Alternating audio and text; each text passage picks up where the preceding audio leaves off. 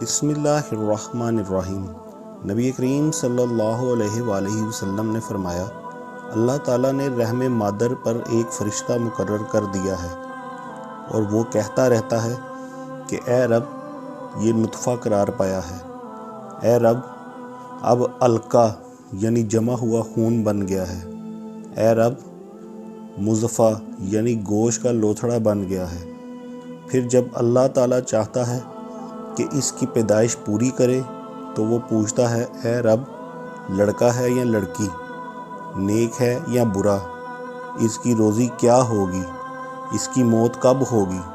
اسی طرح یہ سب باتیں ماں کے پیٹ میں ہی لکھ دی جاتی ہیں، دنیا میں اسی کے مطابق ظاہر ہوتا ہے۔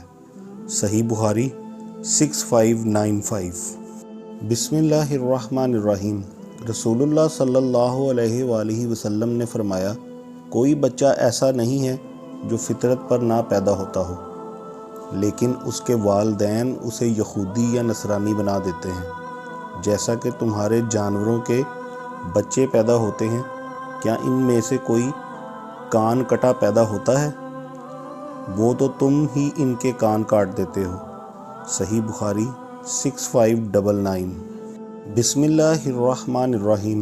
ہم نبی کریم صلی اللہ علیہ وآلہ وسلم کے ساتھ بیٹھے ہوئے تھے اور حضرت صلی اللہ علیہ وآلہ وسلم کے ہاتھ میں ایک لکڑی تھی جس سے آپ زمین کورید رہے تھے، اور آپ نے اسی اثناء میں فرمایا کہ تم میں سے ہر شخص کا جہنم کا یا جنت کا ٹھکانہ لکھا جا چکا ہے۔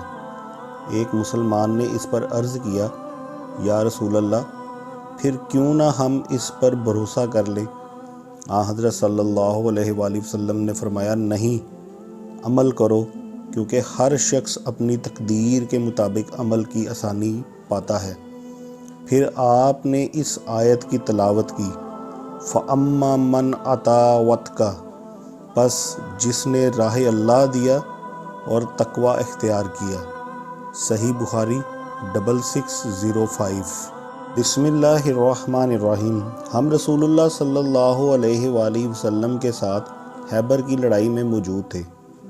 حضرت صلی اللہ علیہ وآلہ وسلم نے ایک شخص کے بارے میں جو آپ کے ساتھ شریک جہاد تھا اور اسلام کا دعوے دار تھا، فرمایا کہ یہ جہنمی ہے۔ جب جنگ ہونے لگی تو اس شخص نے بہت جم کر لڑائی میں حصہ لیا اور بہت زیادہ زخمی ہو گیا، پھر بھی وہ ثابت قدم رہا۔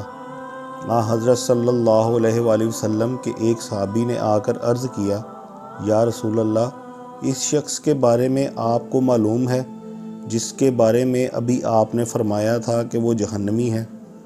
وہ تو اللہ کے راستے میں بہت جم کر لڑا ہے اور بہت زیادہ زخمی ہو گیا ہے۔ حضرت صلی اللہ علیہ وآلہ وسلم نے اب بھی یہی فرمایا کہ وہ جہنمی ہے۔ ممکن تھا کہ بعض مسلمان شبہ میں پڑ جاتے، لیکن اس عرصہ میں اس شخص نے زخموں کی تاب نہ لا کر اپنا ترکش کھولا اور اس میں سے ایک تیر نکال کر اپنے آپ کو ذبح کر لیا۔ پھر بہت سے مسلمان حضرت صلی اللہ علیہ وآلہ وسلم کی خدمت میں دوڑتے ہوئے پہنچے اور عرض کیا، یا رسول اللہ، اللہ تعالیٰ نے آپ کی بات سچی کر دکھائی، اس شخص نے اپنے آپ کو ہلاک کر کے اپنی جان خود ہی ختم کر ڈالی۔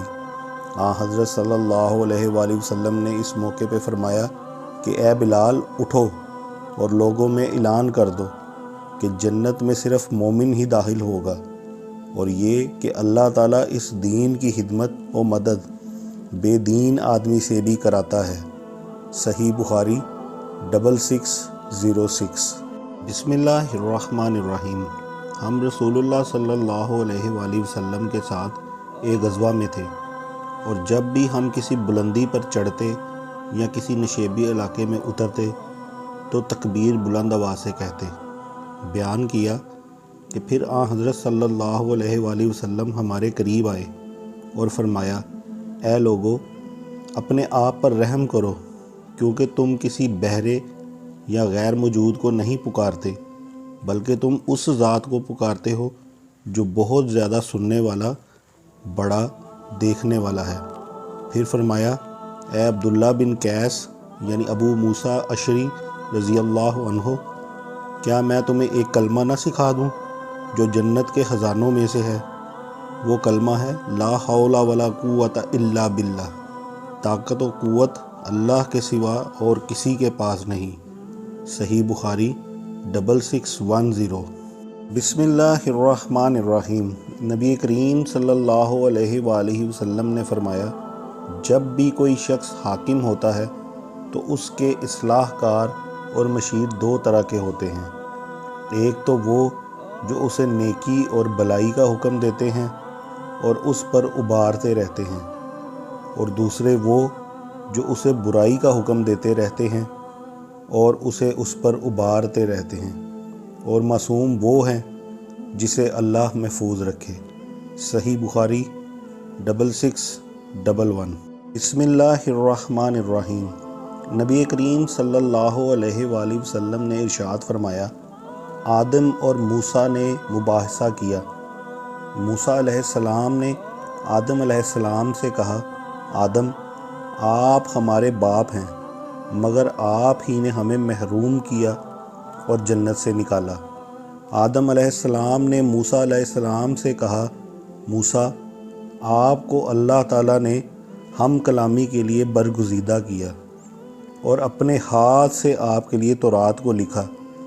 کیا آپ مجھے ایک ایسے کام پر ملامت کرتے ہیں جو اللہ تعالیٰ نے مجھے پیدا کرنے سے 40 سال پہلے میری تقدیر میں لکھ دیا تھا؟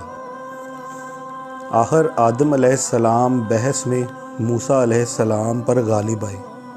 3 مرتبہ حضرت صلی اللہ علیہ وآلہ وسلم نے یہ جملہ فرمایا۔ سفیان نے اسی اسناد سے بیان کیا۔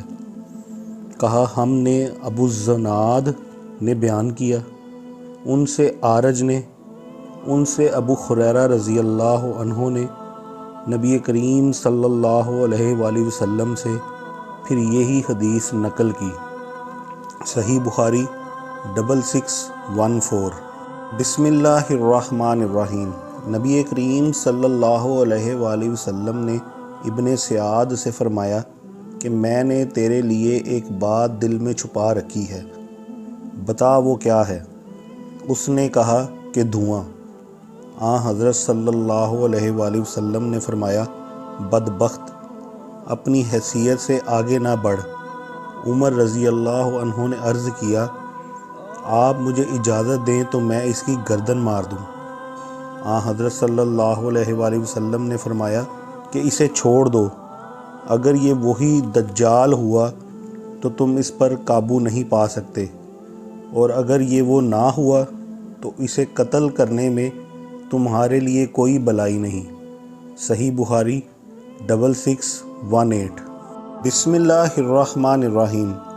انہوں نے رسول اللہ صلی اللہ علیہ وآلہ وسلم سے طاعون کے متعلق پوچھا تو حضرت صلی اللہ علیہ وآلہ وسلم نے فرمایا کہ یہ عذاب تھا، اور اللہ تعالیٰ جس پر چاہتا ہے اسے بھیجتا تھا، پھر اللہ تعالیٰ نے اسے مومنوں کے لیے رحمت بنا دیا۔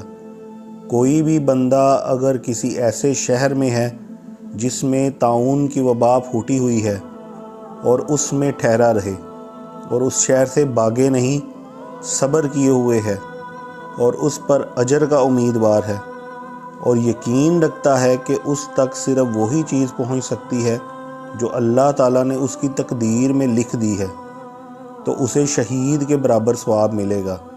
صحیح بخاری 6619۔ بسم اللہ الرحمن الرحیم۔ میں نے غزوہ خندق کے دن رسول اللہ صلی اللہ علیہ وآلہ وسلم کو دیکھا کہ آپ ہمارے ساتھ مٹی اٹھا رہے تھے اور یہ کہتے جاتے تھے، واللہ اگر اللہ نہ ہوتا تو ہم ہدایت نہ پا سکتے، نہ روزہ رکھ سکتے اور نہ نماز پڑھ سکتے، پس اے اللہ ہم پر سکینت نازل فرما، اور جب سامنا ہو تو ہمیں ثابت قدم رکھ، اور مشرکین نے ہم پر زیادتی کی ہے، جب وہ کسی فتنے کا ارادہ کرتے ہیں تو ہم انکار کرتے ہیں۔ صحیح بخاری 6620۔ بسم اللہ الرحمن الرحیم۔ ایک صاحب نے یعنی خود انہوں نے عرض کیا، یا رسول اللہ، کیا جنت کے لوگ جہنمیوں میں سے پہچانے جا چکے ہیں؟ حضرت صلی اللہ علیہ وآلہ وسلم نے فرمایا ہاں۔ انہوں نے کہا کہ پھر عمل کرنے والے کیوں عمل کریں؟ حضرت صلی اللہ علیہ وآلہ وسلم نے فرمایا ہر شخص وہی عمل کرتا ہے جس کے لیے وہ پیدا کیا گیا ہے یا جس کے لیے اسے سہولت دی گئی ہے۔ صحیح بخاری 6596۔ بسم اللہ الرحمن الرحیم۔ وہ نبی کریم صلی اللہ علیہ وآلہ وسلم کے پاس بیٹھے ہوئے تھے کہ قبیلہ انصار کا ایک آدمی آیا اور عرض کیا یا رسول اللہ، ہم لونڈیوں سے ہم بستری کرتے ہیں اور مال سے محبت کرتے ہیں، آپ کا ازل کے بارے میں کیا خیال ہے؟ حضرت صلی اللہ علیہ وآلہ وسلم نے فرمایا اچھا تم ایسا کرتے ہو، تمہارے لیے کچھ قباحت نہیں اگر تم ایسا نہ کرو، کیونکہ جس جان کی بھی پیدائش اللہ نے لکھ دی ہے وہ ضرور پیدا ہو کر رہے گی۔ صحیح بخاری 6603۔ بسم اللہ الرحمن الرحیم۔ نبی کریم صلی اللہ علیہ وآلہ وسلم نے ہمیں ایک خطبہ دیا اور قیامت تک کی کوئی دینی چیز ایسی نہیں چھوڑی جس کا بیان نہ کیا ہو۔ جسے یاد رکھنا تھا اس نے یاد رکھا اور جسے بھولنا تھا وہ بھول گیا۔ جب میں ان میں کی کوئی چیز دیکھتا ہوں جسے میں بھول چکا ہوں تو اس طرح اسے پہچان لیتا ہوں جس طرح وہ شخص جس کی کوئی چیز گم گئی ہو کہ وہ جب اسے دیکھتا ہے تو فوراً پہچان لیتا ہے۔ صحیح بخاری 6604۔